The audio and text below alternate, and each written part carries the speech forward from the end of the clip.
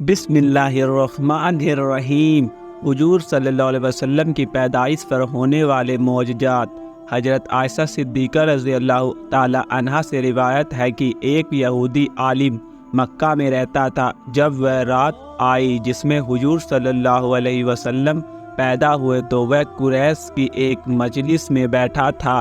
اس نے کہا، کیا تمہارے ہاں آج کوئی بچہ پیدا ہوا ہے؟ لوگوں نے کہا، ہمیں تو معلوم نہیں۔ اس پر اس یہودی نے کہا، میں جو کچھ کہتا ہوں اسے اچھی طرح سن لو۔ آج اس امت کا آخری نبی پیدا ہو گیا ہے، اور قریش کے لوگوں وہ تم میں سے ہے، یعنی وہ قریشی ہے۔ اس کے کندھے کے پاس ایک علامت ہے، یعنی مہر نبوت۔ اس میں بہت زیادہ بال ہے اور یہ نبوت کا نشان ہے۔ اس بچے کی ایک علامت یہ ہے کہ وہ 2 رات تک دودھ نہیں پیے گا۔ ان باتوں کا ذکر اس کے نبوت کی علامت کے طور پر پرانی کتب میں موجود ہے۔ علامہ ابن حجر رحمۃ اللہ علیہ نے لکھا ہے کہ یہ بات درست ہے۔ آپ صلی اللہ علیہ وسلم نے 2 دن تک دودھ نہیں پیا تھا۔ یہودی عالم نے جب یہ باتیں بتائی تو لوگ وہاں سے اٹھ گئے۔ انہیں یہودی کی باتیں سن کر بہت حیرت ہوئی تھی۔ جب وہ لوگ اپنے گھروں میں پہنچتے تو ان میں سے ہر ایک نے اس کی باتوں اپنے گھر کے افراد کو بتائی۔ عورتوں کو چونکہ حضرت آمنہ کے یہاں بیٹا پیدا ہونے کی خبر ہو چکی تھی، اس لیے انہوں نے اپنے مردوں کو بتایا۔ یہودی عالم نے کہا، ذرا چل کر مجھے وہ بچہ دکھاؤ۔ لوگ اسے ساتھ لیے حضرت آمنہ کے گھر باہر آئے۔ ان کے بچے دکھانے کی درخواست کی۔ آپ نے بچے کو کپڑے سے نکال کر انہیں دے دیا۔ لوگوں نے آپ صلی اللہ علیہ وسلم کے کندھے پر سے کپڑا ہٹایا۔ یہودی کی نظر جو ہی مہر نبوت پر پڑی، وہ فوراً بے ہوش ہو کر گر پڑا۔ اسے ہوش آیا تو لوگوں نے اس سے پوچھا، تمہیں کیا ہو گیا تھا؟ جواب میں اس نے کہا، میں اس غم سے بے ہوش ہوا تھا کہ میری قوم میں سے نبوت ختم ہو گئی، اور اے قریشیوں، اللہ کی قسم، یہ بچہ تم پر زبردست غلبہ حاصل کرے گا اور اس کی شہرت مشرق سے مغرب تک پھیل جائے گی۔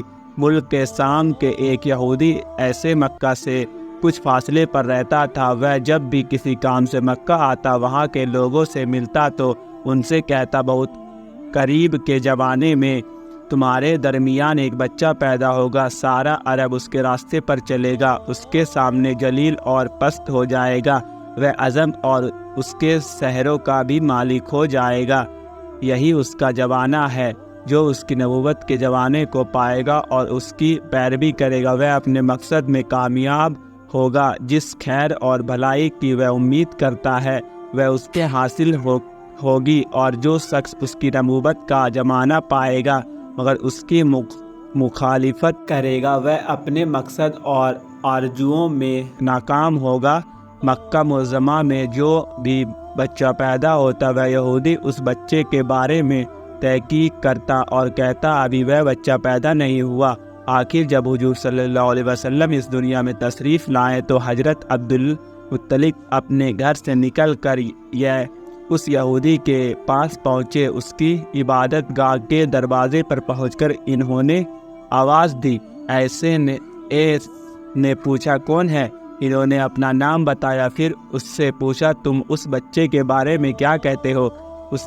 اس نے انہیں دیکھا، پھر بولا، ہاں، تم ہی اس کے باپ ہو سکتے ہو۔ بے شک وہ بچہ پیدا ہو گیا ہے جس کے بارے میں تم لوگوں سے کہا کرتا تھا۔ وہ ستارہ آج لوگوں سے کہا کرتا تھا، وہ ستارہ آج طلوع ہو گیا ہے، جو اس بچے کی پیدائش کی علامت ہے۔ اور اس کی علامت یہ ہے کہ اس وقت اس بچے کو درد ہو رہا ہے۔ یہ تکلیف اسے 3 دن رہے گی اور اس کے بعد یہ ٹھیک ہو جائے گا۔ راہب نے جو یہ کہا تھا کہ بچہ 3 دن تکلیف میں رہے گا، تو اس کی تفصیل یہ ہے کہ آپ نے 3 دن تک دودھ نہیں پیا تھا۔ اور یہودی نے جو یہ کہا تھا کہ آپ ہی اس کے باپ ہو سکتے ہیں، اس سے یہ مراد ہے کہ عربوں میں دادا کو بھی باپ کہا دیا جاتا ہے۔ اور حضور صلی اللہ علیہ وسلم ایک بار خود فرمایا تھا، میں عبدالمطلب کا بیٹا ہوں۔ یہودیوں حضرت عبدالمطلب سے یہ بھی کہا تھا، اس بارے میں اپنی زبان بند رکھے، یعنی کسی کو کچھ نہ بتائیں، ورنہ لوگ اس بچے سے زبردست حسد کریں گے۔ اتنا حسد کریں گے کہ آج تک کسی نے نہیں کیا، اور اس کی اس قدر سخت مخالفت ہوگی کہ دنیا میں کسی اور کی اتنی مخالفت نہیں ہوئی۔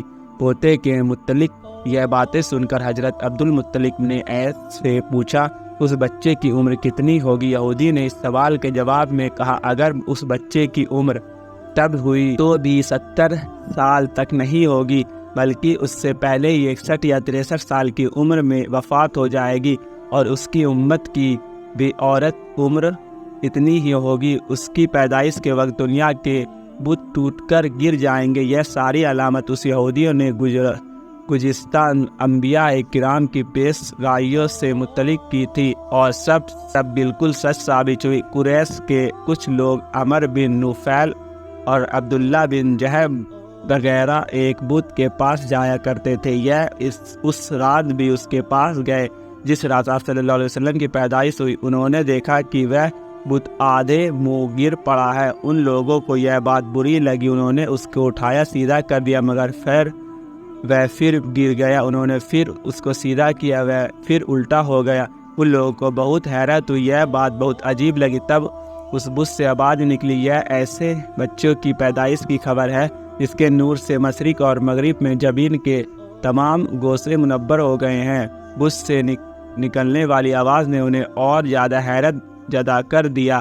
اس کے علاوہ ایک واقعہ یہ پیش آیا کہ ایران کے شہنشاہ کرسا نوشیروہ کا محل ہلنے لگا اور اس میں سقاف پڑ گیا۔ نوشیروہ کا یہ محل نہایت مضبوط تھا، بڑے بڑے پتھروں اور چونے سے تعمیر کیا گیا تھا۔ اس واقعے سے پوری سلطنت میں دہشت پھیل گئی۔ سقاف پڑنے سے خوفناک آواز بھی نکلی تھی۔ محل کے 14 مینار ٹوٹ کر نیچے آ گرے تھے۔ آپ صلی اللہ علیہ وسلم کی پیدائش پر ایک واقعہ یہ پیش آیا کہ فارس کے تمام آتشکدوں کی وہ آگ بجھ گئی جس کی وہ لوگ پوجا کرتے تھے اور اس کو بجھنے نہیں دیتے تھے، لیکن اس رات میں ایک ہی وقت میں تمام کے تمام آتشکدوں کی آگ آنن فانن بجھ گئی۔ آگ کے پوجنے والوں میں رونا پیٹنا مچ گیا۔ شہنشاہ کرسا کو یہ تمام اطلاعات ملی تو اس نے ایک کہانی جیوتی کو بلایا۔ اس نے اپنے محل میں سقاف پڑنے اور آتشکدوں کی آگ بجھنے کے واقعات اسے سن کر پوچھا، آخر ایسا کیوں ہو رہا ہے؟ یہ کاہن خود تو جواب نہ دے سکا، تاہم اس نے کہا، ان سوال کے جوابات میرا ماموں دے سکتا ہے، اس کا نام ستیش ہے۔ نوشیروہ نے کہا، ٹھیک ہے، تم جا کر ان سوالات کے جواب لاؤ۔ میں گیا، ستیش سے مل اسے یہ واقعہ سنائے۔ اس نے سن کر کہا، ایک آسا والے نبی ظاہر ہوں گے جو عرب اور شام پر چھا جائیں گے، اور جو کچھ ہونے والا ہے ہو کر رہے گا۔ تو دوستو، اس سے آپ کو سیکھ ملی ہوگی۔ اس ویڈیو کو اپنے پاس نہ رکھیں، زیادہ سے زیادہ شیئر کریں تاکہ ہر بات جان سکے، ہر مسلمان بھائی اس ویڈیو کو جان سکے، اس سے علم حاصل کر سکتے۔